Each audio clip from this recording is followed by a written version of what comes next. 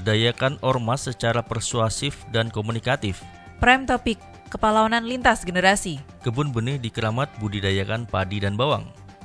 Tata kelola manajemen BKK Jateng perlu dibenahi. Raperda pengelolaan limbah guna lindungi air baku. Hai dulur Jateng, apa kabar hari ini? Selama beberapa menit ke depan, Parlemen Inframe akan menemani Anda dengan rangkaian informasi kegiatan DPRD Provinsi Jawa Tengah. Saya Renaldi Eka. Dan saya Esther Lambang, dan inilah Parlemen Inframe selengkapnya.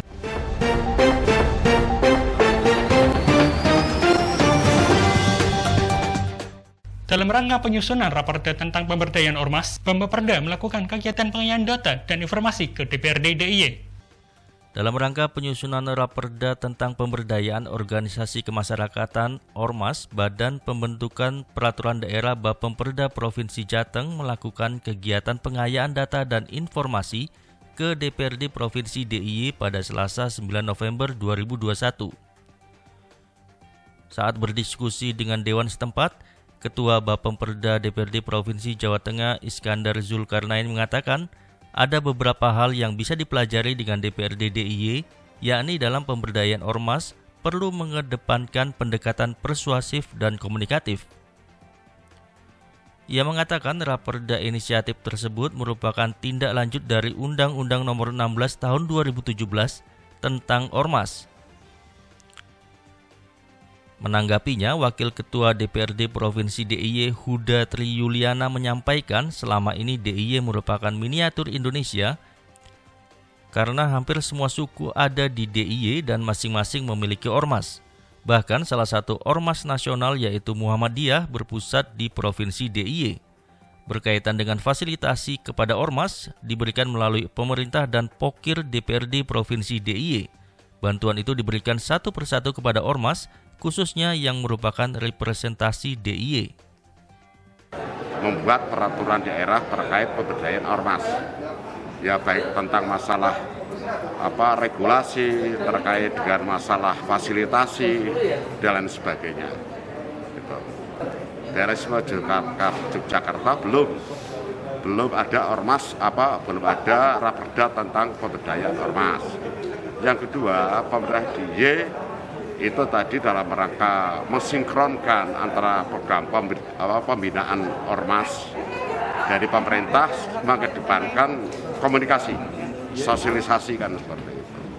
Saya kira itu. Terus yang kedua, terkait masalah fasilitasi pembiayaan ormas, itu baik dianggarkan oleh pemerintah maupun melalui pokir anggota Dewan seperti itu. Itu poin pentingnya. Dalam peringatan Hari Pahlawan Nasional, DPRD menggelar dialog interaktif Prime Topik dengan tema kepahlawanan lintas generasi di Kota Magelang. Dalam peringatan Hari Pahlawan Nasional, DPRD Provinsi Jawa Tengah menggelar dialog interaktif atau Prime Topik dengan tema kepahlawanan lintas generasi di Kota Magelang pada Rabu 10 November 2021. Hadir dalam dialog tersebut anggota Komisi A DPRD Provinsi Jawa Tengah Sunarno, Harso Susilo selaku Kepala Dinsos Provinsi Jawa Tengah, Tino Indra sebagai tokoh pemuda dan atlet muda Jateng berprestasi Ninda Anissa. Pada kesempatan itu, Sunarno menyatakan bahwa makna Hari Pahlawan tidak perlu dilihat secara seremonialnya, tapi dari nilai-nilai kepahlawanannya yang bisa diterapkan dan diteladani generasi sekarang. Derasnya era digitalisasi milenial saat ini bila tidak disertai dengan nilai-nilai moral tidak ada gunanya. Termasuk rasa kecintaan terhadap bangsa dan tanah air harus tetap dijaga. Lebih jauh, politikus Partai Golkar itu menambahkan sebagai legislator bukan mutlak menjadi satu-satunya pengambil keputusan mengenai kebijakan tentang generasi muda. DPRD butuh kerjasama dengan dinas-dinas terkait untuk mengolah dan memberdayakan program-program yang disusun untuk sampai ke masyarakat dalam mengkaryakan generasi muda saat ini. Komisi B mengumpulkan data dan masukan ke Kebun Benih Keramat Kabupaten Tegal. Komisi B DPRD Provinsi Jawa Tengah mengumpulkan data dan masukan guna pembahasan raperda tentang peningkatan dan pengembangan balai ternak, balai pembenihan ikan, kebun benih tanaman pangan, dan hortikultura. Demikian disampaikan Ketua Komisi B Sumanto saat melakukan kunjungan kerja ke kebun benih tanaman pangan dan hortikultura Keramat milik Balai Benih Tanaman Pangan dan Hortikultura BBTPH wilayah Banyumas di Kabupaten Tegal pada Kamis 11 November 2021. Menjawabnya, Cahyanita Utami selaku Kepala Subbagian Tata Usaha BBTPH Banyumas menjelaskan, Dengan luas lahan 7 hektar sekarang ini, sebagian lahannya dioptimalkan untuk memproduksi benih padi dan bawang merah. Untuk lahan benih padi seluas 6 hektar dan sisanya 1 hektar untuk tanaman bawang merah. Untuk memproduksi benih menerapkan prinsip 6 tepat, yaitu tepat jenis, waktu, varietas, lokasi harga, dan jumlah. Saat ini tantangan yang dihadapi adalah semakin banyaknya permintaan keanekaragaman varietas bibit benih.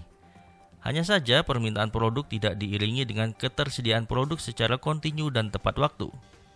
Kebun benih Keramat saat ini juga terkendala soal air, mengingat lokasi yang berdekatan dengan pantai sehingga tercampur dengan air laut. Karena mengandung garam, maka airnya tidak bisa menghasilkan bibit benih. Untuk mencapai visi BKK Jateng pada 2024, harus ada dukungan dan dorongan dari semua cabang.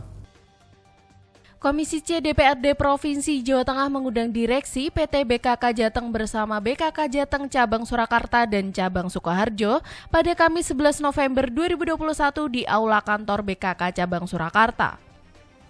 Dalam pertemuan itu, masing-masing kepala cabang menyampaikan paparan mengenai perkembangan BKK di masing-masing cabang, mulai dari kondisi operasional kantor, sistem pelayanan operasional, SDM, sampai perkembangan aset termasuk penanganan kredit macet.